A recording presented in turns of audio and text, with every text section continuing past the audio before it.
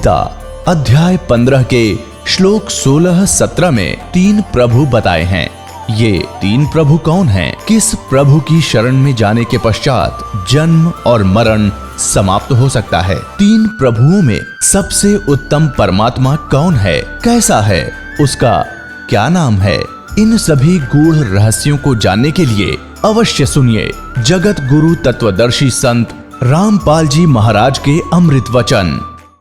कहते हैं इस या पाकी खेती देख कर खेत में अभिमान ना करना किसान, अभी तक बहुत झाड़ या आंधी वर्षा ओड़े आंधी तूफान शेष है, ना जाने की बिजली पड़ जा तेरे घर आले जब मानिए तेरे धन तेरे घर आ गया। इसलिए बताते हैं कि ये ना समझना सार नाम मिल गया तुम पारे होगे।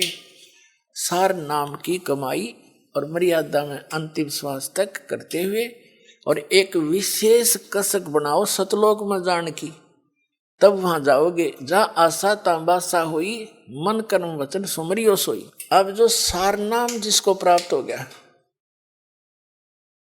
वो सारनाम प्राप्त प्राणी को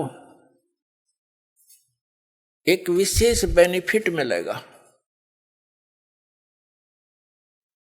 उसको फिर जैसे आप जितने भी प्राणी यहाँ आए हो जो सीधे आ रहे हैं, जिनको परमात्मा 600 वर्ष पहले दोबारा आकर मिले थे और उनको पुनः फिर भक्ति से चार्ज कर गए थे कुछ, ताकि यहाँ तक आपके मनुष्य जीवन होते हुए आ गए, एक विशेष बेनिफिट मिलेगा। उस व्यक्ति के उस आत्मा के साथ परमात्मा सदा रहेगा। लेकिन पार तो होगा इसी समय में। जैसे अब आप ये है वो स्वर्ण युग, ये स्वर्ण युग है इस मोक्ष का, तो पार तो होगा इस समय वो, लेकिन परमात्मा उसके साथ रहेगा। और फिर भी उसका दुर्भाग्य ही है क्योंकि मोक्ष हुआ नहीं था, फिर नौके नंडले फिर ढोने लग गया। लेकिन दाता साथ रहेगा। जैसे हम पहले देखा करते थे कई ऐसी दुर्घटनाएं हमारे साथ हुई और सेकंड के भी कुछ हिस्से में बचाव बन गया है, और वहां फिर हम सोचते रह जाते थे भगवान बड़ी जान बची। और ये हम जिन भगवानों की भक्ति करते थे इनको क्रेडिट देते थे, इनका वहां कोई रोल नहीं रहता, वो तो समर्थ एक ही है। जो बच्चा गौ की नजर में न्यू साई को संत और भक्तों के पीछे फिर वो भगत वत्सल भगवंत। तो कहने का भाव ये है कि जो अब पार होगे तो धन्य भाग है उनके, और जो रह गए इस भक्ति युग में, हजारों वर्ष चलेगा ये भक्ति मार्ग। ज्ञान एक रह जाएगा, समाधान भक्ति एक ही रह जाएगी। पूरे विश्व में एक रस हो जाएंगे तो भक्ति बहुत आसानी से बनेगी सबकी। फिर अब तो एक भक्त ने ये ज्ञान जाना है, समझा है, घर में विरोध शुरू हो जाता है। घर वाले आंख दिखाने लग जाए, नो के तू के पैदा हो गया, तने हमारी सारी मर्यादा तोड़ दी, तो कुछ भी पूजा नहीं करता, इन और साधनाएं कुछ भी नहीं करता। तो इसलिए हमारी अभी भक्ति जो है झटकम पटकम चल रहे हैं, हम बस हंगाइसा कर रहे हैं। लेकिन ये हम चलते रहेंगे तो वो सेट हो जाएंगे, उनको मानना पड़ेगा। उनके साथ ऐसी घटनाएं घटेंगी और फिर यहाँ आते ही राहत मिलेगी तो वो आपके साथी हो जाएंगे। और फिर जब एक रस हो जाएंगे हम, जैसे कोई सिख धर्म में जन्मा है तो सारे ज्ञान से जितना उनको ज्ञान उससे परिचित सब यस नो प्रॉब्लम। जैसे हिंदू धर्म में जन्मा है, जो कुछ भी उसके ज्ञान है, जो क्रियाएं सब कर रहे हैं, नो प्रॉब्लम। तो फिर ये सारा कुछ ज्ञान एक हो जाएगा, एक मर्यादा, एक साधना, एक ही परंपरा हो जाएगी, फिर नो प्रॉब्लम। फिर तक जितने सांस लोगे परमात्मा की तरफ ही होंगे। बहुत आसान मोक्ष है, सबसे आसान काम यहाँ से मुक्ति पाना है। जो आज तक पहाड़ बन रहा था, इस सीधे से इस मंत्रों से काम करते करते भक्ति करो, प्यार से रहो, सबको दुखी जानो, यहाँ सभी दुखी हैं, यहाँ सब लावारिस हैं, ये समझ लेना आप। लेकिन कद समझ में आओगी वो थोड़ा टाइम लगेगा। हम सब लावारिस हैं, हमारा वारिस सतलोक में है और हम अपनी गलती करके इस काल का फंस गए। ये तो विलियन है, हर तरह से धोखा देकर हमसे सब क्रियाएं बाई फोर्स करवा रहा है। किसी भी कार्य को देख लो आप, संतान उत्पत्ति बाई फोर्स कराता है, इतनी वासना पैदा कर देता, बलात्कारों तक कर जाते हैं दुष्ट लोग। तो कोई बात है या और इसी कोई भी कार्य आप देख लो, सारा विवश करके करवाया जा रहा है, ये नहीं करोगे तो ऐसा नहीं होगा, ऐसा नहीं करोगे तो ऐसा नहीं होगा। और वो सतलोक है जहां पर आप जिस सुख की यहाँ खोज कर रहे हो वहां मिलेगा। जैसे यहाँ हमने कहाँ तक कोशिश कर ली, रिमोट लगा लिए टीवी चलाने के, अंगूठा नहीं, काम ना करना पड़े, मौज करें, लेकिन क्या एक रिमोट से काम खत्म हो गया? तो ये हमारी चेष्टा है कि हम काम थोड़ा करें, सुख गणा हो, धन गणा मिले, सुविधा सारी हो, और काम करना नहीं हो। हम बच्चों को इसलिए पढ़ाते हैं अच्छे अफसर बन जावे हैं, काम थोड़ा और धन गणा, और आराम से रहेंगे। आराम रूम तो उसने है नहीं, मुझे पता कितना आराम है नौकरी वाले ने, सारा दिन टेंशन में रहता है वो, जितना बड़ा अधिकारी बनता चला जाता। पर हम तो गधे हो गए, इन दुखों ने सहन करने के आदि बन गए, सहन मस्ती मान रहे हैं। झूठे सुख को सुख है ये मान रहा मनमोद, ये सकल चबीना काल का कुछ मुख में कुछ गोद। तो कहने का भाव ये है कि जो सतलोक में सुख है, हम उसकी तलाश यहाँ कर रहे हैं। ये सुख साख तो किसी को है नहीं। तो प्रसंग चल रहा था, हम वहीं आते हैं कि परमात्मा हमारे लिए भटक रहे हैं। अच्छा, फिर हम क्या होगा? जैसे अब क्या बताते हैं कि इस ज्ञान के आधार से यहां कोई रह भी जाएगा, रह तो जाएंगे कुछ लास्ट से में, तो फिर क्या होगा? परमात्मा कहते हैं अभी जैसे इस भक्ति युग के दौरान और कोई नाम टूट गया किसी कारण से, उसने गलती कर दी। देखो, दो प्रकार से विमुख होते हैं। एक तो गुरुद्रोही बन जाता है, उसको तो भगवान संभालता नहीं, उसको तो कई हजार युगों तक मनुष्य जीवन नहीं मिलेगा फिर। और जो वैसे गलती से कर जाता है, गफलत कर जाता है, भक्ति करता करता छोड़ दिया, तो उसने अपना काम बढ़ा लिया। फिर वो जाएगा, जैसे आपको बताया, पहले गणेश जी के लोक में, वहां अपने जीवन पूंजी नाश करेगा भक्ति की। फिर जाएगा ब्रह्मा जी के लोक में, फिर विष्णु जी के लोक में, फिर शिव जी के लोक। तो यहां परमात्मा ने एक ऑप्शन और बताई है आपको। कहते हैं शिव मंडल ब्रह्मापुरी चाहे विष्णु लोक में हो, हमरे गुण भूल नहीं तो आन छुटाऊं तो। कितना कितना रहम किया आपके ऊपर। कहते हैं यदि तू गलती से और बीच में गफलत कर गया, फिर पहुंच गया विष्णु लोक में, शिव के लोक में, कहते वहां तेरा फिर याद आ जा कि मैं तो गलत आ गया। ये तो पहले बताया करते गुरुजी, या तो मेरी पूंजी नाश होएगी, मेरा तो काम बिगड़ गया सारा। कहते वहां भी जो हृदय ते रोएगा ना तू, तुझे वहां से भी छुटवा लाऊंगा और पुनः मनुष्य जन्म दिवा के तुझे फिर से लाइन में ला दूंगा। इतने दयालु हम जी छोड़।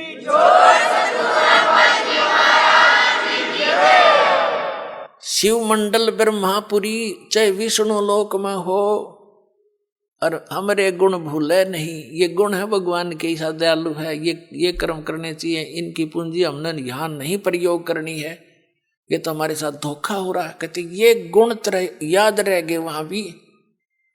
शिव मंडल ब्रह्मापुरी चाहे विष्णु लोक में हो, हमरे गुण भूले नहीं तो आन छुटाऊं तो। और फिर क्या होगा? जैसे लास्ट में जो रह जाएंगे,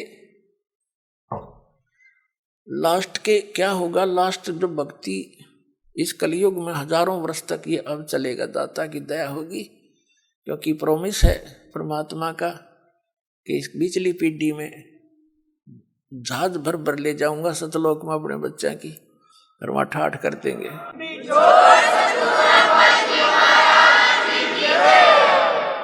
और पिछले लास्ट वाले फिर धीरे धीरे भक्ति कम होती चली जाएगी, गफलत में आते चले जाएंगे, सुख घना होगा, क्योंकि यहाँ पर सतयुग जैसा माहौल एक बार फिर बनेगा। और यो सुख भी इस जीव का दुश्मन है।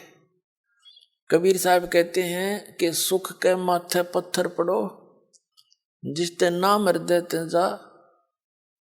जावे, और बलिहारी व दुख के जो पल पल नाम रटावे।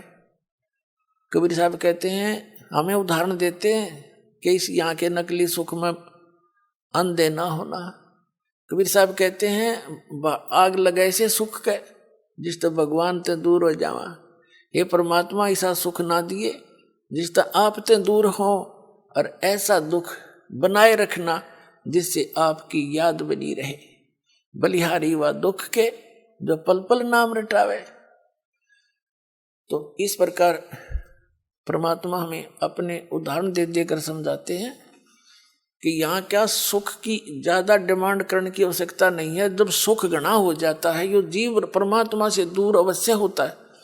आप देख लो कितना बड़ा सेठ हो, ठीक है, कभी महीने 6 महीना में कितना माथा टेक आया, 10,000 रुपये दे आया, बस इतनी सी रह जाती है इनकी। ऐसे मंत्री हैं, मुख्यमंत्री हैं, प्रधानमंत्री हैं, इन वास्ता से है भगवान की पर भक्ति नहीं कर सकते ये। ठीक है कि माथा टेक आए हैं फॉर्मेलिटी सी, क्योंकि जीव है भगवान के लिए तो रह ही नहीं सकता।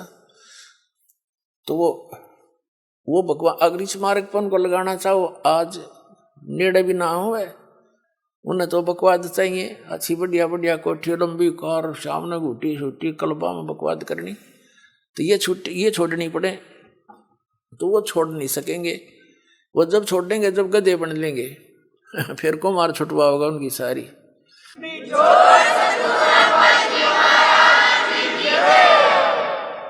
अपने आत्माओं जो प्रसंग चल रहा है वहीं आते हैं। अब क्या बताते हैं, जैसे प्रसंग ये चला है कि आप जी इस परमात्मा के शरण में आए हो और आप कुछ धर्म पुण्य भी करते हो, क्योंकि हर तरह से ज्ञान दिया जाता है। और आप ये सोचते हो कि भी कई बार ऐसा सोच लेते हैं कि मैंने जो है ना नाम लिए भी इतने दिन हो गए, सतनाम भी मिल गया, पाठ भी करा दिया, ज्योति भी चढ़ा दी, और फिर भी कोई ना कोई आंट अडांस, यानी कोई ठीक होगी एक आधी तो हमारे कर्म की कोई इनको बनी ही रहती है, इतने पाप हमारे इकट्ठे।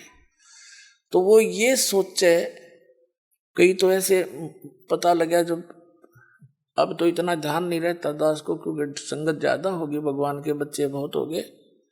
पहले 100-200 भगत थे शुरू में, और उनको इतने सुख दिए परमात्मा ने, अपने मुंह से बताया करते, उनकी जीभ का जुबान का थूक सूख जाता था सुख बताते बताते। और फिर वो आना ही छोड़ जाते, उनसे पूछा करता, अन्य से वो नहीं आए क्या हुआ। वो जाकर पता करते, आपको याद कर रहे थे गुरुजी, आप आए नहीं सत्संग में। तो वो क्या कहते थे कि हमने तो यह चीज मांगी थी, एक वो हमने मिली नहीं। अब परमात्मा कहते हैं, और साथ में ये उलाना दे, हमने पाठ भी करा लिया, 1 साल हो गया, नाम भी ले रखा था, ये ऐसे ऐसे हमारे साथ ऐसे हो गया। तो उनको फिर भगत समझाया करते थे कि आपको ये सुख भी हुए थे। हाँ ये तो हुए थे, पर यूं तो ना होया, और तो हुए थे पर एक ना होया। अब कहने का भाव ये पुण्यात्माओं, ये भी ज्ञान की कमी के कारण मार खा जीव। तो दास की चेष्टा ये रहती है कि आपको अध्यात्म ये संपूर्ण ज्ञान करवाऊं, और संपूर्ण ज्ञान होए बिना आप भक्ति नहीं कर सकते। कबीर साहब कहते हैं, ज्ञान संपूर्ण होया नहीं और अर्धा नहीं छदावे, और देखा देखी भक्ति का यो रंग नहीं ठहरावे। तो जब तक आपके हृदय में जख्म नहीं हो जाएगा कि स्थान के अतिरिक्त कितने ठिकाना नहीं है, और इस भक्ति इस भगवान ऐसा भगवान नहीं, ऐसा ज्ञान नहीं, और यहाँ भी कोई थोड़ी बहुत ठूठा है तो या होने दे फिर इसने। इसका कारण क्या है कि जैसे इस तरह के अनजान व्यक्ति कह ही देते हैं, ये भी कर दिया जी, ऐसा हो गया जी, ऐसा नहीं हुआ मुझे। तो सुख एक विचार करने की बात है। सर्दियों के अंदर आप दिसंबर जनवरी के महीने में आपने स्वेटर पहन रखी है, जर्सी पहन रखी है, और फिर भी सर्दी लग रही है आपको, तो उसका क्या विकल्प है? क्या समझदार व्यक्ति होगा, क्या वो उस जर्सी ने भी उतार कर धर देगा? अगर मुझे ठंड भी लग रही है, मैंने जर्सी भी पहन रखी है। इस नाम को छोड़ना, इससे दूर होना, इस बहाने कि इतना कुछ कर दिया, थोड़ा वो फिर भी काम नहीं बन पा रहा, यानी कुछ हानि है। तो पुण्यात्माओं, जितना वो जर्सी का काम था इतना प्रोटेक्शन वह आपका कर रही थी। अरे इसने उतार देगा तो नमूनिया होगा, होता के समझदारी करोगे। यानी जितना भजन भक्ति सुमरण आपने किया है उतना प्रोटेक्शन आपको प्राप्त है।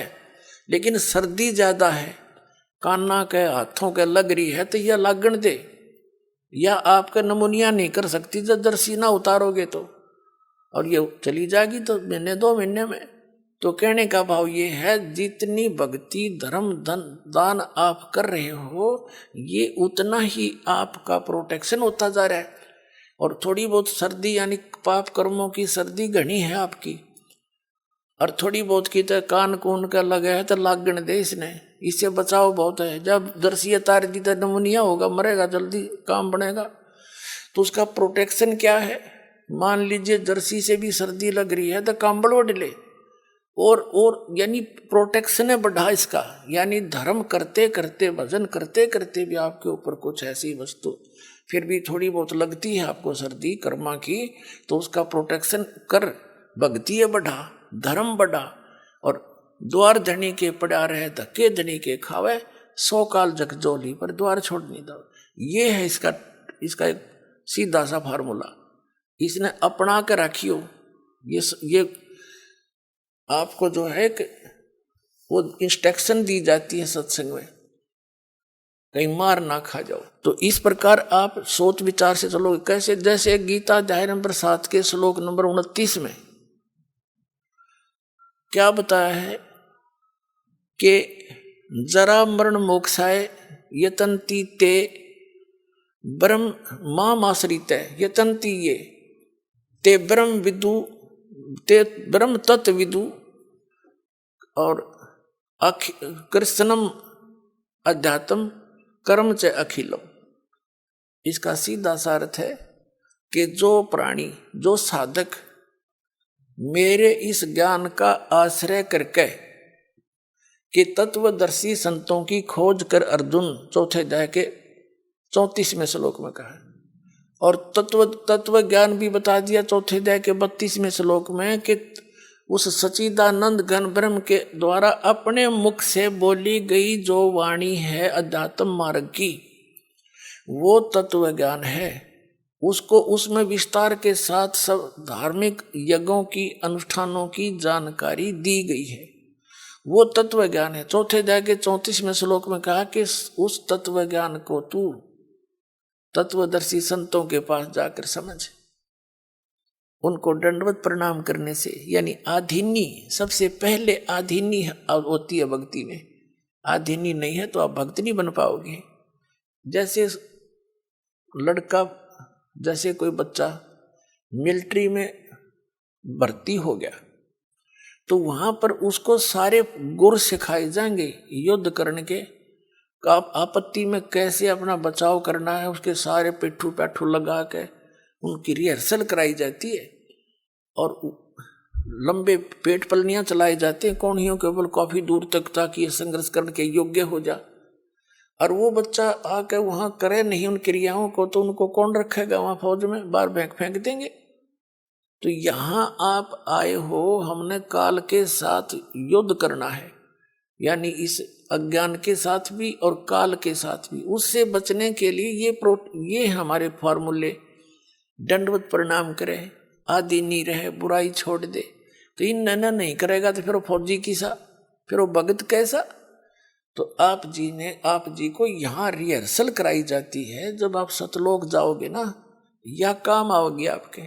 अब आज जैसा भाव आपका इस दास के प्रति है, आपके शरीर छोड़ने के बाद भी वैसा ही रहेगा। स्वभाव तो अंतः सूक्ष्म शरीर में होता है, ये ऊपर का कवर कांचली यहीं रह जाएगी। जैसे सर्प कांचली छोड़ जाता है, ये तो ऐसी छोड़ जाओगे आप। अंदर है ओरिजिनल वस्तु, वो शरीर भी और है। उस शरीर को, जो इसके अंदर शरीर है, इस भक्ति से उसको चार्ज किया जाता है, और फिर वो है आपका असली शरीर। कब तक? जब तक सतलोक नहीं जाओगे तो वो शरीर है आपका, वो काम देगा, उसमें भक्ति संग्रहित है।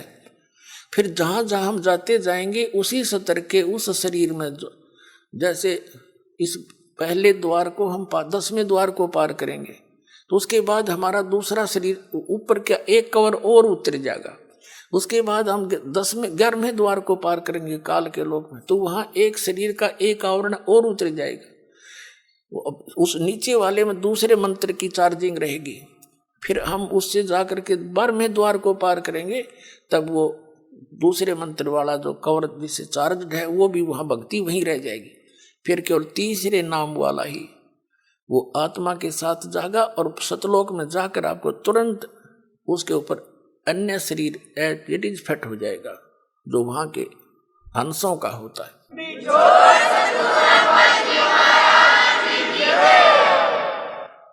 तो यहां क्या बताया है? परमात्मा पाने के लिए हमने फार्मूले जो गुरु बता रखे हैं भगवान ने, उनको अपना के चलना पड़ेगा। तो क्या बताते हैं कि कहे कबीर तुम चरण चित राखो जो सुई में डोरा रे। तो गुरु जी के प्रति आपकी धारणा ऐसे अभेद अटूट हो जानी चाहिए, आपकी श्रद्धा। तो प्रसंग चल रहा है कि सबसे पहले उसने बताया कि आधीनी से उनसे प्रसन्न करना तत्वदर्शी संतों से। फिर वो तत्वदर्शी संत तुझे वो तत्व ज्ञान बताएंगे। फिर 7वें अध्याय के 29वें श्लोक में हम फिर आते हैं। इसमें कहा कि माम आश्रित है, मेरे पर आश्रित होकर इस ज्ञान जो मैं बता रहा हूं इसने कोई सिरोधार्य कर ले, ऐसी प्रयत्न करके उस तत्वदर्शी संत को खोज लेता है।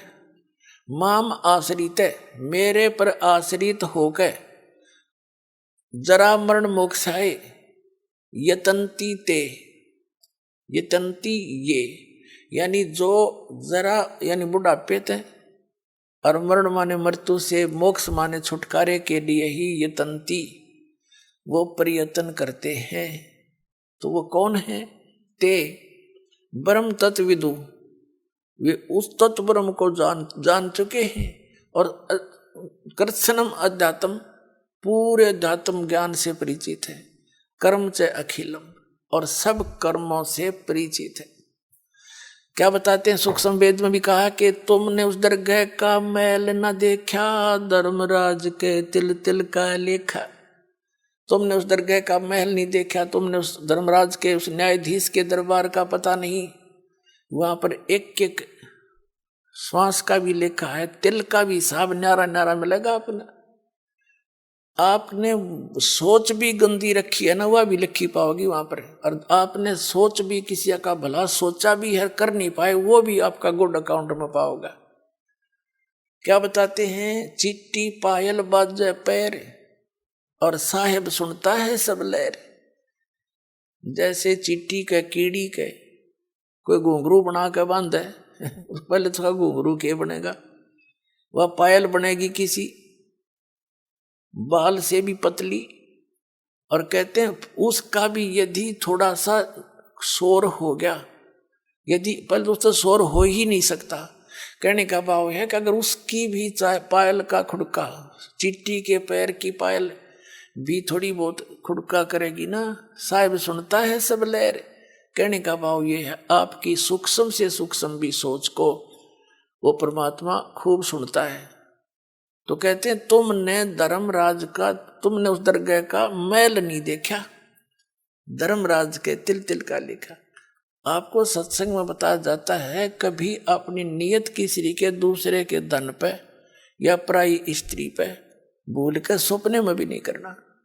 अपने मन को हमने परमात्मा के रंग में रंगना है। और यहाँ से चलते समय फिर यही बकवाद बहाऊंगी। जैसे त्रिकुटी पर गए, वहाँ तो काल का भयंकर जाल है, वहाँ डांस हो रहे हैं, बड़ी बड़ी स्टेज लगा कर सुंदर सुंदर लड़कियां नाच रही हैं। और आपकी जैसी वृत्ति यहाँ होगी, उड़े जा खड़े होगी नौकर का हाथा ने, इतने वो परमात्मा जालेंगे काल गोदी पकड़ के और ठोक देगा उड़े, फिर ठा के स्वर्ग में अंडे जी धक्के खांदे। ये कर्मता संग जन्म हो गया हमने करता ने। तो ये जैसा स्वभाव आप यहाँ बनाओगे ये आपके आगे काम आओगा। तो क्या बताते हैं, तो यहां बताया है कि जो वही व्यक्ति पार होगा जो पूरे अध्यात्म मार्ग से परिचित और तत्परम से परिचित। गीता अध्याय नंबर 8 के श्लोक नंबर 1 में अर्जुन ने प्रश्न किया कि किम तत्परम किम अध्यात्म और किम कर्म पुरुषोत्तम। वो तत्परम क्या है, जो अध्यात्म मार्ग क्या है, अध्यात्म तो उसने बता दिया, तत्वदर्शी संतों के पास जाके समझ ले, वो बताएंगे। और तत्परम के बारे में 8वें अध्याय के 3 श्लोक में श्रीमद् भगवद गीता में कह रहा है गीता ज्ञानदाता कि वो परम अक्षर ब्रह्म है। इससे ये सिद्ध हो गया कि गीता ज्ञानदाता से अन्य है वो परम अक्षर ब्रह्म, और ये है वो तत्वदर्शी संत जो आपको कृत्स्नम अध्यात्म बतावेगा, यानी पूरा।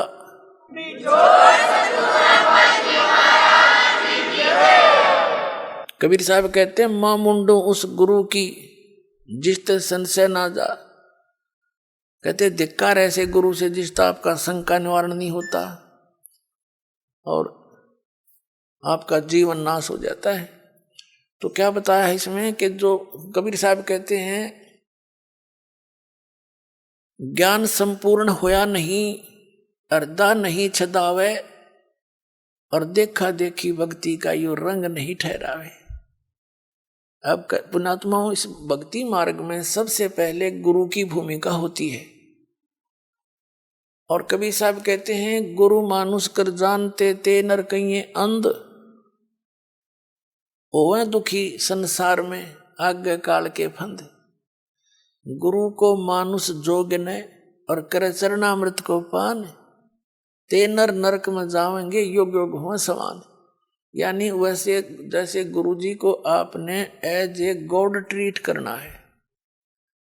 पुण्यात्माओं, जो परमात्मा स्वयं आए थे कबीर जी, तो उन्होंने भी अपनी झलक किसी को विशेष भगत को ही छोड़कर अन्य किसी को ये महसूस भी नहीं होने दिया कि वो स्वयं उतरे हैं।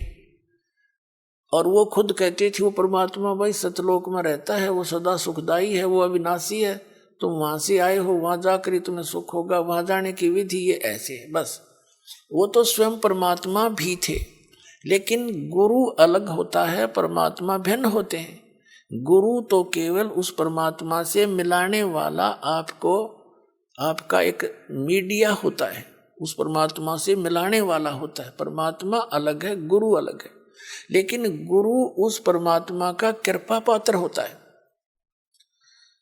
अब परमात्मा कहते हैं कि आप जी ने यहां अपने गुरु जी को एज ए गॉड ट्रीट करना पड़ेगा, भगवान की तरह व्यवहार करना पड़ेगा, उनको भगवान मान कर रिहर्सल करने पड़ेंगे, अपने मन पापी को सेट करना पड़ेगा, आपने दुष्विचारों को रोकना पड़ेगा। संघर्ष रिहर्सल है ये आपकी, यहाँ बुलाकर आपको यहाँ क्रियाएं कराई जाती हैं, दंडवत प्रणाम कराया जाता है, आपसे 2 पैसे दान कराए जाते हैं, और दान से ही आपको फिर यहाँ की सुख सुविधाएं मिलती हैं।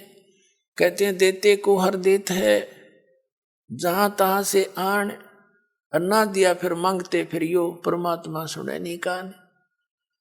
तो जब तक हम दान नहीं करेंगे, धर्म नहीं करेंगे, तो आपको देगा कहाँ से? जैसे आप देखते हो एक तो कारों में चलता है और एक भीख मांगता फिर रहा, कागज चुग गए। अब वो दिए बाबा को चौनी ना दे, सैकड़ा में एक आधा को दे जा, 2 रुपये मुश्किल थे। तो कहते हैं देते को हर देत है। आज एक व्यक्ति के ठाठ हैं आगो तो आगो, यहाँ झूठे, इस झूठी यहाँ के ठाठ जो है, कार भी है, कोठी भी है, फैक्ट्री भी लगा रखी है, तो वो पिछले जन्म का पुण्य है उसका। देते को हर देत है, जहां तहां से आन, अरना दिया, जिसने दान नहीं करा मनुष्य जीवन पाके, और दान भी सुपात्र को हो, कुपात्र का किया हुआ व्यर्थ है। तो कहते हैं ना दिया वो मांगते फिर यो, फिर भगवान सुने ना कान। वो तो अब है आपका समय, जो दान आपने जो कर्म बनाने हैं, तो अब ये समय भी अब मिला आपको, जो पूर्ण संत भी ईव मिला। यहाँ किया हुआ आपका प्रत्येक अध्यात्म प्रयत्न 100% सफल होगा, क्योंकि पूर्ण गुरु और पूर्ण ज्ञान और पूर्ण भगवान कहते हैं गुरु बिन माला फेरते, गुरु बिन देते दाने, गुरु बिन दोनों निष्फल है, चाहे पूछो वेद पुराण। और गुरु पृथ्वी पर कोई है नहीं इस दास के अतिरिक्त। आपका जच्चो चाहे मत जच्चो,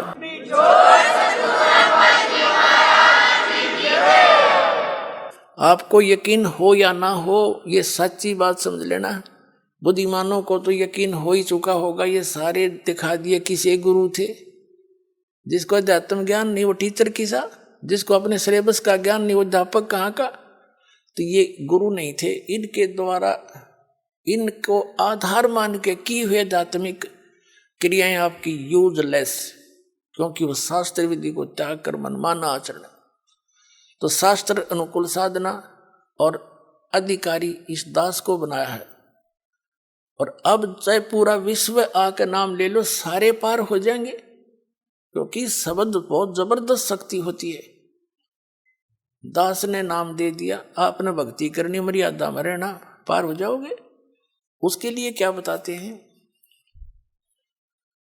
गुरु मानुष कर जानते ते नर कहिए अंध, ओए दुखी संसार में आग काल के फंद।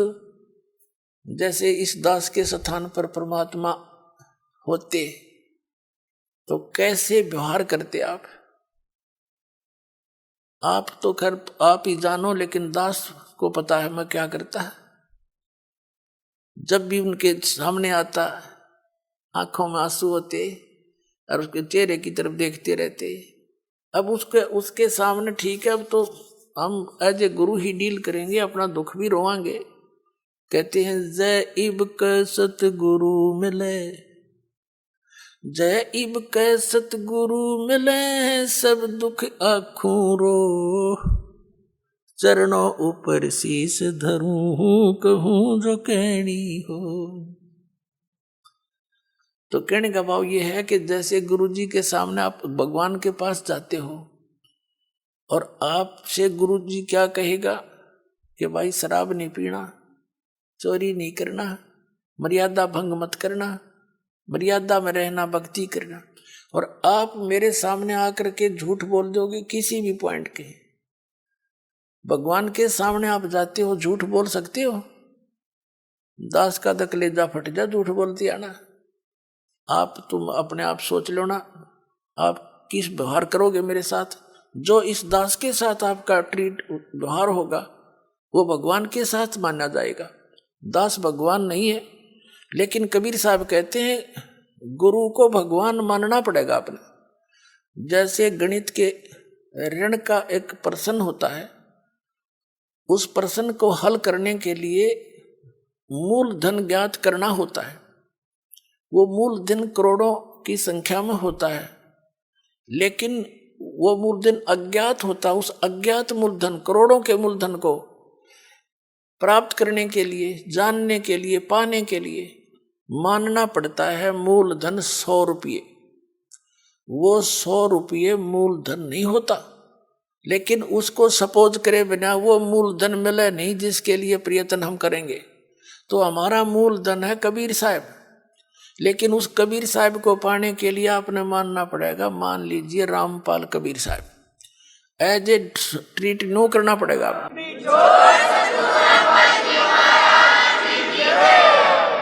और ऐसे सपोज करे बिना आप पा नहीं सकते उसको। ये नियम है, फार्मूला है। और जो स्टूडेंट फार्मूला वही लगा कर चलेगा तो उस पर्सन को हल कर लेगा, ना तो फेल हो ही तुम। तो हमने फेल नहीं होना। जब इस परमात्मा की स्कूल में आए हो, विद्यालय में, तो सारे फार्मूले लाओ। जब वह सफल हो गए तुम, तो कहते हैं मान लीजिए गुरुजी भगवान है, और भगवान के पास फिर गुरु सम्मुख ले झूठ संजोई, निश्चय नरक पड़े से सोई। वेद पुराण कहे सब साखी, साखी शब्द सब यूं बाकी, मानुष जन्म पाके खोए, और सतगुरु विमुखा युग युग रोड। गुरु सम्मुख ले झूठ संजोई, गुरु खा के झूठ बोले, निश्चय नरक पड़े से सोई। तो परमात्मा कहते हैं गुरु मानुष कर जानते ते नर कहिए अंध, ओए दुखी संसार में फिर आग गए यम के फंद। अब क्या होगा पुण्यात्माओं, जैसे क्या बताया है कि शरण पड़े को गुरु संभाले, जान के बालक भोला रे, कहे कबीर तुम चरण चित राखो, ज्यों सुई में डोरा रे। ऐसा भेद संबंध बनाओ अपने गुरुदेव के प्रति, वो नकलियों के प्रति नहीं। नकली तो काल के दूत है, उन्हें तुरंत त्याग दो। कई भक्त चिंतित हो जाते हैं कि कहीं हम उन गुरुओं को छोड़ दें और कहीं हमारे ऊपर आपत्तियां ना आ जाए। आपत्ति तो उनका शरण में आऊंगी तुमने, उन्हें छोड़ दें तो जान बचेगी तुम्हारी। कबीर साहब गरीबदास जी कहते हैं, झूठे गुरु का लीतर लावे और करते काट घसीटे, इनके पीटे पाप नहीं है, इन निश्चय पीटे। इसे घटिया ये गुरु है, ये अनमोल जी उनका नाश करने लग रहे, अपना भी आप श्रद्धालुओं को मिसगाइड करे। तो कबीर साहब कहते हैं, झूठे गुरु के पक्ष को और तजत न लावे वार, और द्वार न पावे शब्द का वो भटके वार ही वार। फिर कहते हैं, जब लग गुरु मिले नहीं साचा, तब गुरु करो, तब तक गुरु करो 10 पाँचा। जब तक सच्चा गुरु नहीं मिले तो कितने गुरु बदलने पड़े, उसमें पाप नहीं लाभ होगा। कहते गुरु की कबीर डूबे थे हम उबरे, गुरु की ज्ञान चमक, और बेड़ा देखा जर्जरा उतर चले फड़के। जैसे नौका टूटी ही और मझदार में जा रही हो, नीचे से पानी भरने लग रहा हो और साथ में कोई दूसरी ले जाकर खड़ी कर दे बिल्कुल ओके, और उसने कहा या डूबेगी भाई, देखिए पानी भरने लग रहा है इसमें, और आ जाओ इसमें। विकल्प कूद जाएंगे वो 1 सेकंड में, जो विकल्प नहीं हो तो डूबेंगे। जब विकल्प खड़ा कर दिया कि या ठीक सर इसमें आ जाओ, और फिर भी ना दे, फिर तो वो भांग पिए बैठे हैं, घटनों पानी में भी बड़े हैं, फिर भी नो के ओके है।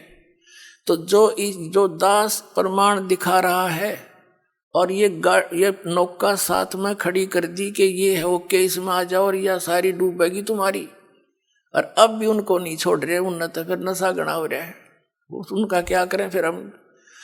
कबीर साहब कहते हैं कि ये चातुर प्राणी चोर हैं, इतना ज्ञान दास ने बता दिया, और उनकी दाख उनने तो कुछ ध्यान देना चाहिए। जो संत गुरु पद पर बैठे हैं, तुम क्या करने जा रहे हो, तुम्हारा ज्ञान फेल कर दिया, और फिर भी बोले आत्मा नहीं कहते भाई चलो वह भी आ जाए, उन्होंने भी कह दे भाई बिल्कुल ठीक है, नहीं तो गलत बताओ मेरे ज्ञान को, मैं बार बार कह रहा हूँ ये गलत बताओ, गलत कह रहा हूँ, और गलत नहीं कह रहा तो स्वीकार करो, इन छोड़ दो परमात्मा के बच्चों ने, क्यों दुश्मन बने बैठे हो तुम।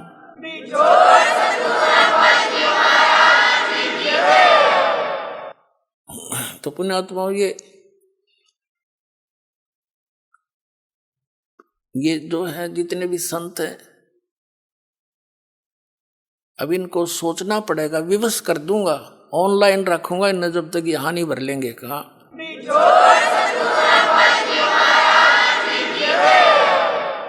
और क्योंकि ये भोले सरदार कबीर साहब कहते हैं चातुर प्राणी चोर हैं, जैसे मधु परमहंस हरिये नो कह बोला हमने आध्यात्मिक ज्ञान चर्चा ना करी, इससे सिद्ध है कि ये परमार्थी नहीं है। अगर ये संत होते तो रूपदास जी की तरह कह देते धर्मदास को कि बेटा जा अपना कल्याण करा ले, मेरे तो समझ में आती नहीं, और तुझे गुरु मिल गया है तो जा कल्याण करवा ले। तो उसने छोड़ दिया तो बोली आत्मा आ गया और कबीर साहब के चरणों में गिर गया। फिर तो पूछो मत, फिर तो सारी ये बात समझ में आ गई है, भगवान मेरा तो नाश हो जाता, मैं तो डूब गया था, बताया जीव कहाँ जाएंगे जो आपके शरण में नहीं आते। परमात्मा ने कहा था तू ज्यादा चिंता मत कर, या बीचली पीढ़ी का समय आओगा ना जो 5500 वर्ष बीत जाएगा कलयुग, तब देखूंगा मैंने सारा ने, और तू भक्ति कर, तेरे वंश भी तभी पार होंगे जब मैं दोबारा आऊंगा। अब परमात्मा ने आए तो दास भेज दिया पुण्यात्मा, 100 की 100 साची मान लेना, ये सब प्रमाण बताने लग रहे।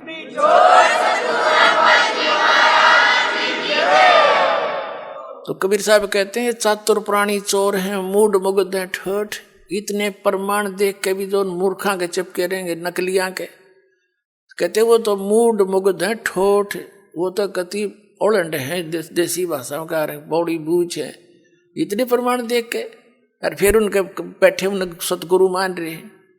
और फिर परमात्मा कहें जय वो फिर भी नहीं आते हैं ना, हमने उनकी जरूरत भी नहीं है। चातुर प्राणी चोर हैं ये मूड मुग्ध हैं ठोठ, और संतों के नहीं काम के उनको दो गलजोट। वो तो और दृढ़ कर दो उनको, मरे रहो वहीं पर। इतना ज्ञान समझ के भी ना मानते। तो पुण्यात्मा प्रसंग चल रहा था कि कर लो गुरु वकील मुकदमा भारी है।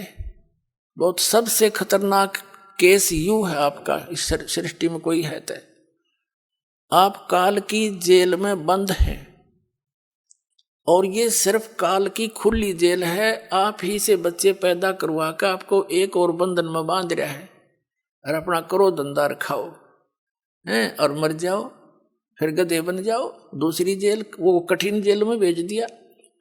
तो कहने का भाव ये है कि अब आपको ये दास वकील मिल गया इस पृथ्वी पर, दूसरा वकील इस वकालत करनिया नहीं है इस काल के साथ में।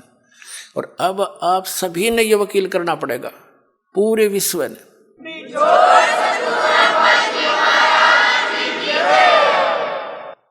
और उसके लिए क्या बताया है आप जी, जैसे बताई दिया कि प्रथम मंत्र जो आपका जाप है आपके इन सभी कमलों के से बरी कराएगा आपको। जैसे ये राधा स्वामी पंथ वाले और जय गुरुदेव पंथ वाले ये एक विचार है इनके एक जैसे, क्योंकि ये राधा स्वामी पंथ से ही निकले हैं आगरा वाले से ही, और ये व्यास वाला भी, और धन धन सतगुरु सच्चा सौदा सिरसा और जगमाल वाली वाले, ये निरंकारी, ये ठाकुर जी वाले, ये सारे एक कुएं का पानी है। जनोद वाला जो बयानी में बना रखे, ये इनका ये क्या कहते हैं कि हमारे गुरु हम तो सीधे त्रिकुटी पर ध्यान लगाते हैं। त्रिकुटी पर हमने नीचे के इन कमलों की कोई आवश्यकता नहीं है। देखे घर का राज बना रहे हैं, हमने हम विदेश में हैं और स्वदेश जाना है मान लीजिए, और वहां से वापस आने के लिए आपने वहां के सभी नो ड्यूज सर्टिफिकेट लेने पड़ेंगे, और तब आपका वापस आने का सारी क्लियरेंस होगी, तब आप वापस आ सकते हो। और आने के लिए फिर किराया भी चाहिए आपने। तो ये यहाँ हम जो रह रहे हैं, जैसे किसी ने टेलीफोन का कनेक्शन ले रखा था, बिजली का, पानी का, गैस का, धंधा ठीक होने ना होने के कारण वो सारे कट गए, उनके टैक्स दिए नहीं, तो दूने कंगाल हो गए। तो उस समय कोई ऐसा गारंटर चाहिए आपने जो सरकार से आपकी सुविधाएं चालू करवा दे, और फिर आपसे कहेगा कि आप अपनी कमाई करो और टैक्स भरो।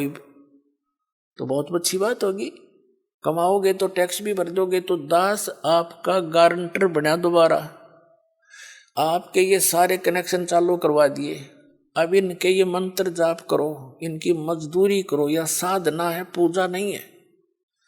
पुण्यात्माओं, पूजा और साधना में बहुत अंतर होता है। पूजा तो वो कसक है किसी वस्तु के पाने की, जैसे हमने जल प्राप्ति करनी है और जल पृथ्वी में है, तो हमारे अंदर जो पूजा है वो तो जल है पूज्य। उसके पाने के लिए जो भी हम प्रोसीजर अपनावाएंगे, जो इंस्ट्रूमेंट यूज कराएंगे, वो वही हो जो उस पानी को, पूज्य वस्तु को प्राप्त करा दे। इब हम लकड़ के लठ के ना वो खोदन लगे, कद तक खोदेंगे इसने?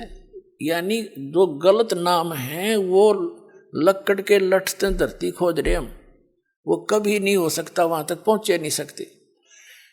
तो उसके लिए इंस्ट्रूमेंट है बोकी और पाइप। जैसे सतनाम आपका है, ये बोकी और समझ लो पाइप है, और इसको लगाएंगे तो यह मजदूरी है। ये दो मंत्र, ये हमारा जाप, ये हमारा पूज्य नहीं है। उस पूज्य वस्तु को पाने के लिए ये इंस्ट्रूमेंट है हमारे, या साधना है, या मजदूरी है। और पूजा हम जल की कर रहे हैं, हम पूजा कबीर साहब की कर रहे हैं, सतलोक जाने की, उस सुख को पाने की। और ये जितने भी मंत्र हैं ये हमारे इंस्ट्रूमेंट हैं, ये हमारी साधना के हथियार हैं, ये औजार हैं हमारे। इनसे हम मिलेंगे, ये औजार ही वहाँ इस प्रोसेस में इस प्रोसीजर में यही कामयाब है। दूसरा कोई हो ही नहीं सकता। तो और मंत्र नहीं इस पृथ्वी पे मोक्ष प्राप्ति के, केवल यही मंत्र है जो दास आपको दे रहा है। और ये प्रमाणित है, जिन महापुरुषों को परमात्मा स्वयं आकर मिले और उनको पहले तो सचखंड सतलोक दिखाया, जो स्थान की हमने कति भूल पड़ गई थी। अब पुण्यात्माओं जब ये प्रमाण दास के पास नहीं होता तो थूक बिलो लेता मैं, किसी का जू नहीं रहेंगे वो। अब ये ऐसे एथेंटिक प्रमाण हैं जो आपके हृदय से हट नहीं सकते। आज किन किन को भगवान मिले? आदरणीय धर्मदास साहिब जी को, और इस कथा से खूब परिचित है पूरा कबीर पंथ। आदरणीय नानक साहिब जी को परमात्मा मिले, सचखंड लेकर गए। इससे पूरा सिख धर्म अच्छी तरह परिचित है कैसी घटना घटी थी। और ऐसे ही आदरणीय दादू साहिब जी के साथ हुआ था, ये भी दादू पंथी सब जानते हैं। ऐसे आदरणीय गरीबदास साहिब जी के साथ हुआ था, सतलोक लेकर गए थे, वापस छोड़ा था, ये पूरा गरीबदास पंथ जानता है। ऐसे घीसा दास साहिब जी के साथ हुए थे। तो कहने का भाव ये है कि उन महापुरुषों को उस परमात्मा ने कौन सी साधना दी थी सतलोक जाने की, तो वही हमने आवश्यकता पड़ेगी, उससे अतिरिक्त कोई भक्ति नहीं, कोई साधना नहीं। तो वो कौन से मंत्र थे? वो यही थे वो मंत्र। इनको आदेश दे दिया था सख्त कि धर्मदास मेरी लाख दुहाई, यो मूल ज्ञान की तबार न जाए। और फिर इसी प्रकार कहा था, धर्मदास मेरी लाख दुहाई, ये सार शब्द कहीं बार न जाए। ये मूल ज्ञान और सार शब्द बार जो पढ़ी, बिचली पीढ़ी हंस नीतर ही। आइए अब हम उन श्रद्धालुओं के अनुभव जानते हैं जो जगत गुरु तत्वदर्शी संत रामपाल जी महाराज जी से दीक्षा प्राप्त कर चुके हैं तथा उनके द्वारा बताए गए भक्ति मार्ग पर चल रहे हैं। नमस्कार सर। नमस्कार सर। सर क्या नाम है आपका? गजेंद्र देहरी। गजेंद्र जी आप कहाँ से हैं? मैं उड़ीसा से झारसुगुड़ा जिला से लखनपुर ब्लॉक का चाटीपल्ली गांव से हूँ। सर संत रामपाल जी महाराज से नाम दीक्षा आपने कब ली? मैंने संत रामपाल जी महाराज से नाम दीक्षा 2020 जून महीना में लिया। संत रामपाल जी महाराज से नाम दीक्षा लेने से पहले आप क्या भक्ति साधनाएं करते थे? मैंने संत रामपाल जी महाराज से नाम दीक्षा लेने से पहले सभी गुरुओं के भक्ति की थी। उड़ीसा में जितने भी हैं, जैसे ब्रह्म कुमारी, ओम शांति, जय गुरुदेव, अलेख महिमा, सदगुरु, कृष्ण गुरु, सबकी भक्ति कर रहा था। और बचपन से मुझे एक असाध्य रोग था, जो डॉक्टर ने बता दिया था कि ये क्यूरेबल नहीं है, असाध्य रोग है। तो तभी से मैंने भक्ति में जुड़ गया था, बचपन से भक्ति में जुड़ गया था। सिकल सेल एनीमिया सिरोसिस था। डॉक्टर ने बुर्ला का, जो हमारे उड़ीसा का बहुत बड़ा हॉस्पिटल है, बुर्ला हॉस्पिटल, उसके नज़दीक है, गुप्ता नर्सिंग होम, वहाँ पे बता दिया था डॉक्टर ने। तो वहाँ से मैंने, जब मुझे घर लेके आए घर के लोगों, तभी से मैंने भक्ति लगा दी थी कि परमात्मा की शरण में जाऊँ, अपना कल्याण कराऊँ, भक्ति करूँ और मोक्ष पा के संसार से उद्धार हो जाऊँ। ऐसे बचपन से भक्ति में लग गया था। और भक्ति करते करते कोई राहत नहीं मिल रहा था। जहाँ भी जाऊँ, जिस गुरु में बनाऊँ, जिस भक्ति भी करूँ, कोई राहत नहीं मिलता था। लास्ट में मैंने ऐसे सोच लिया कि कुछ खा के, जहर खा के मर जाऊँ, क्योंकि ज़िंदगी मुझे नहीं जीना है। घृणा हो गया था, क्योंकि मेरा शरीर ऐसा बिगड़ रहा था धीरे धीरे, ताकि मुझे जीने की भी कोई उम्मीद नहीं थी, कि कोई बचना, इच्छा भी प्रकाश नहीं कर रहा था। धीरे धीरे मैंने लास्ट को सदगुरु, एक सदगुरु है उड़ीसा में और छत्तीसगढ़ के बॉर्डर में, एक सदगुरु बना लिया और भजन कीर्तन करता रहा। वो भी, उसको भी 8-10 साल के भजन कीर्तन किया, लेकिन कुछ नहीं हो पाया। लास्ट में मैं सब ये मांस मछली सब खाता था, अंडे खाता था, मांस मछली मांस खाता था, कुछ पान भी खा लेता था, पुड़िया भी खा लेता था। और उसी दिन से मुझे, जब ये सब करता था, तो मुझे ये गल ब्लैडर स्टोन हो गया, जन्डिस हो गया और साइटिका हो गया। तभी से मैंने डॉक्टर को दिखाया। डॉक्टर बोले कि ऑपरेशन लगेगा, लीवर कैंसर, कोई इसका इलाज नहीं है, इसका ऑपरेशन करना पड़ेगा। बाद में टीबी भी हो गया था और डॉक्टर ने बोला कि बहुत सारे प्रॉब्लम है। तो मैंने सोचा कि अब मेरा कुछ नहीं होने वाला है, डॉक्टर ने भी मना कर दिया है, ऑपरेशन बोला है। तो मैं बहुत दुर्बल था, ऑपरेशन करूँगा तो मर जाऊँगा। तो ऐसे ऐसे मैंने बहुत लोगों के साथ मिलता जुलता था, भक्ति के बारे में चर्चा करता था कि कैसे भक्ति करूं, क्या भक्ति करूं, कुछ मुझे राहत मिल जाए, कौन सी गुरु बनाऊं। कोई पुराण शास्त्र में किसी गुरु का प्रमाण नहीं था। जिस गुरु को मैं बनाता था, भजन कीर्तन करता था, गीता, वेद, शास्त्र, बाइबल, कुरान शरीफ में कोई भी नहीं था। हम तो हिंदू हैं, मुस्लिम और सिख और क्रिश्चियन धर्म के सभी चारों धर्म में गया था और सब भक्ति को अनुभव किया, सभी भक्ति करना, कोई राहत नहीं मिला। लास्ट को मैंने एक मेरे मामा जी थे, उसने मुझे ज्ञान गंगा पुस्तक दिया। उसी ज्ञान गंगा पुस्तक को पढ़कर मैंने 7 साल तक रख दिया था। जब ये स्टोन हुआ मुझे और जॉन्डिस हो गया तो मैंने उसी ज्ञान गंगा के बारे में फिर तलाश की, फिर पढ़ा और मैंने उसमें प्रमाण था जो आप जितने भी हम भक्ति करते हैं सब शास्त्रों के विरुद्ध है। कोई प्रमाण नहीं है वेद शास्त्रों में, 18 पुराण में, बाइबल में, कुरान शरीफ में, गुरु ग्रंथ में किसी का प्रमाण नहीं है कि पूरा गुरु हैं। और ब्रह्मा विष्णु का महेश्वर का मैं भक्ति करता था। मुझे तो बचपन से था कि ये नाशवान है, अविनाशी नहीं है, क्योंकि इसका जन्म मृत्यु होता था। तो मुझे उसी अविनाशी परमात्मा की तलाश थी और उसी अविनाशी परमात्मा को कौन गुरु मुझे मिलाएगा। मैंने अपने इस असाध्य रोग को साधन करने के लिए, आरोग्य पाने के लिए भारत में जितना भी गुरु हैं, जैसे मधु परमहंस जम्मू कश्मीर वाला, धन धन सदगुरु, सच्चा सौदा, प्रकाश मुनि, जैसे उड़ीसा में ब्रह्म कुमारी, गायत्री धर्म, जैसे बेंगलोर में साईं बाबा, सभी के दरबार गया, कहीं पे राहत नहीं मिला। और लास्ट में मेरे मामा जी ने मुझे ज्ञान गंगा पुस्तक दिया, उसी को मैंने पढ़ा। उसी में सब प्रमाण था कि गीता में प्रमाण है कि भगवान अर्जुन के बोल रहे हैं कि अर्जुन तू तत्वदर्शी संत के शरण में जा, वही सच्चा गुरु है, वही पूर्ण गुरु है, पूरा गुरु है, वही तुझे परमात्मा प्राप्ति कराएगा।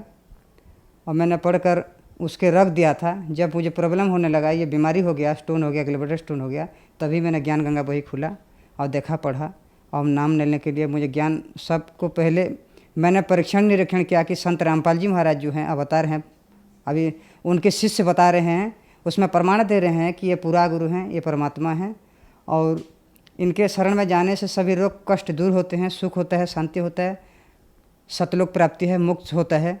तब मैंने पहले मैंने पढ़ा लिखा था, बीए किया था, बीए पढ़ा था, तभी मैंने अक्षर ज्ञान था तो मैंने पहले निरीक्षण करना शुरू कर दिया कि संत रामपाल जी महाराज कैसा गुरु हैं और किसके अवतार हैं और परमात्मा कौन है और पूरा गुरु को है। ऐसे मैंने छानबीन सब वेद शास्त्र प्रमाण देखा कि श्रीमद् भगवद गीता अध्याय 4 श्लोक नंबर 34 में लिखा है कि अर्जुन तो सर्वभाव से सरलतापूर्वक निष्कपट भाव में उस तत्वदर्शी संत के शरण में जा, वो तुझे तत्वज्ञान देंगे और उसी तत्वज्ञान से पाकर तू उस परम पद को खोज लेना जहाँ जाने के बाद साधक को संसार कर लौट कर नहीं आना पड़ता है।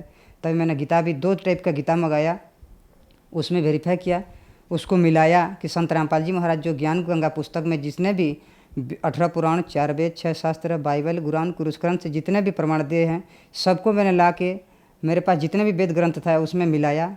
आसपास के गाँव में जितने भी लोगों के पास, मेरे पास जितने भी नहीं थे, उसको मैं आसपास के गांव के जाके मिलाया तो सब उस जितने भी श्लोक उसमें लिखा था मिलाप किया, सब सही निकले।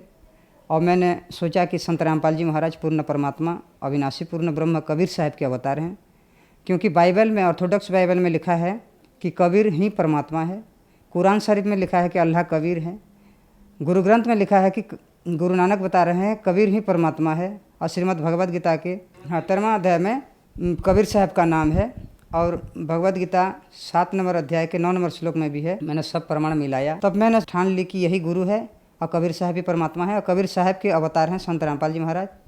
तब मैंने नाम लेने के लिए ठान ली। और हरियाणा को जब मैंने मोबाइल में सत्संग देखा, उनके सत्संग देखा, उसके पीली पट्टी में जो नंबर आते थे उसी पीली पट्टी में हरियाणा आश्रम को लगाया। वहीं से आदेश आया कि आप उड़ीसा के संबलपुर नामदान केंद्र है, भुवनेश्वर में भी है, कलाहांडी में भी है, कौन सा नज़दीक है वहीं का नंबर देंगे। मैंने बोला कि संबलपुर नामदान केंद्र मेरा नज़दीक है। संत रामपाल जी महाराज इसके संबलपुर नामदान सेंटर से 2020 21 जून को ऑनलाइन मोबाइल में नामदान लिखा ली। सर, जैसे कि आपने बताया कि आपको सिकल सेल नाम की बीमारी थी, जॉन्डिस था, लीवर कैंसर था, डॉक्टर ने आपको ये कह दी थी कि आप कुछ ही दिन के मेहमान हैं। आपने संत रामपाल जी महाराज से नाम दीक्षा ली, तो क्या आपको इन बीमारियों से निजात मिला? जितने बीमारी थे सब में मुझको धीरे धीरे आराम लगने लगा। अभी स्वस्थ हूँ और सभी बीमारी मेरे दूर होने लगा। मैं अभी भक्ति कर रहा हूँ और अभी जितने भी बीमारी था सबसे मुझे राहत मिल गई है। सिकल सेल में मुझे बहुत 24 जो लगता था, ट्रामाडोल लगता था, डायनापार लगता था, पेंडोर लगता था, ये सब लगाता था। जितने देर तक इसका ये असर था तब तक अच्छा लगता था। उसका असर निकल गया तो फिर अच्छा नहीं लगता था। ऐसे ऐसे करके मैं चलता था। और जब परमात्मा के शरण में आया, बंदी छोड़ सदगुरु रामपाल जी परमात्मा के शरण में आया, तभी से मुझे राहत मिलने लगा। और मेडिसिन मैंने छोड़ दिया, मेडिसिन दवाई सब छोड़ दिया। अब स्वस्थ हूँ और परमात्मा की भक्ति कर रहा हूँ। हमारे घर में पैसों की आर्थिक अवस्था बहुत दुर्बल थी। घर में कली झंझट होता था। संत रामपाल जी महाराज की दया से अब घर में कली कुलज कम हो गया और आर्थिक स्थिति भी बदल गया। अभी परमात्मा की दया से सब ठीक ठाक है। सर क्या क्वालिफिकेशन है आपकी? मैंने परमात्मा की दया से BA कंप्लीट किया हूँ और उड़ीसा के जो उत्कल यूनिवर्सिटी है उसी में MBA का एडमिशन किया हूँ और पढ़ाई चल रहा है और भक्ति भी चल रहा है। सर आप एक एजुकेटेड पर्सन हैं और आपने बताया कि आपने संत रामपाल जी महाराज से ऑनलाइन नाम दीक्षा ली। आपको बहुत सारी बीमारियां थी। आपने बताया कि आपने लगभग सभी धर्मगुरु बनाए, आप जगन्नाथ मंदिर गए, आप देवी देवताओं के पास गए, कहीं भी ठीक नहीं हुए। संत रामपाल जी महाराज से आपने ऑनलाइन नाम दीक्षा ली और आप ठीक हो गए। ऐसा कैसे संभव हो रहा है? बंदी छोड़ सदगुरु रामपाल जी महाराज जो नाम दीक्षा देते हैं, जो मंत्र देते हैं, सब श्रीमद् भगवद गीता के 17 नंबर अध्याय के 23 नंबर श्लोक में ओम तत्सत जो है उसको 3 बार परमात्मा नाम देते हैं। तो हम जब ये शास्त्र अनुकूल भक्ति करते हैं, मैंने शास्त्र अनुकूल भक्ति किया, तब मुझे फ़ायदा शुरू होने लगा, स्वास्थ्य में बदलाव आने लगा, आरोग्य आने लगा। और ये तो प्रमाणित ज्ञान है, प्रमाणित भक्ति है जो सदगुरु बंदी छोड़ सदगुरु रामपाल जी महाराज से हमें मिला। सर जैसा कि आपने बताया कि आप बहुत ज़्यादा बीमार थे, आपको बहुत ऐसी लाइलाज बीमारियां थी जो ठीक नहीं होने की थी। आपने संत रामपाल जी महाराज के शिष्यों के इंटरव्यू देखे कि वो लोग ठीक हो रहे हैं, तो आपको भी लगा कि मैं भी ठीक हो सकता हूँ। आज आप खुद टीवी पे खड़े हैं और आप भी एक उदाहरण हैं। तो जो लोग आपको टीवी पर देख रहे हैं और वो दुखी हैं, परेशान हैं, उनके लिए आप क्या कहना चाहेंगे? जो लोग मैं जैसे परेशान था, जैसे परमात्मा की तलाश में था, जिस सतगुरु की तलाश में था, जो शास्त्र अनुकूल भक्ति थे, पूर्ण परमात्मा हो, ऐसे मैं तलाश करते करते आज परमात्मा की दया से वो गुरु भी बना लिया, वो परमात्मा भी प्राप्त कर ली। और परमात्मा की दया से जो भी रोग था मेरे सब आरोग्य मिला, भक्ति कर रहा हूँ, स्वस्थ हूँ, पढ़ाई भी चल रहा है। और ये मेरे जो विश्व में जो भारतवासी हैं सबको मैं करबद्ध प्रार्थना करके हाथ जोड़ता हूँ कि जो भी इस वर्ल्ड में, इस भारत देश में, उड़ीसा में हैं, सबको प्रार्थना कर रहा हूँ मेरे भाई और बहनों, माता पिताओं से कि ये संत रामपाल जी महाराज जो हैं ये शास्त्र के अनुकूल भक्ति देते हैं। और श्रीमद् भगवद गीता 4 अध्याय 34 श्लोक नंबर 34 में जिस तत्पदर्शी संत के बारे में बताया है वही गुरु हैं। और उनके शास्त्र अनुकूल भक्ति से जो भी नाम दीक्षा लेगा उससे मोक्ष मिलेगा और उसको आरोग्य मिलेगा। यही प्रमाण है वेद शास्त्रों में।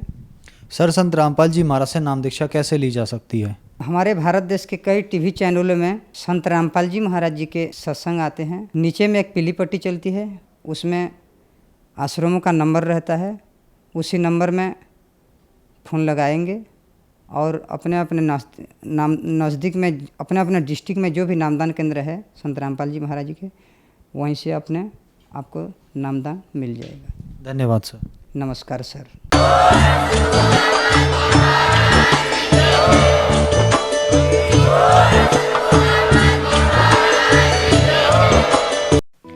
आप सुन रहे थे जगत गुरु तत्वदर्शी संत रामपाल जी महाराज के मंगल प्रवचन। अधिक जानकारी के लिए संपर्क करें।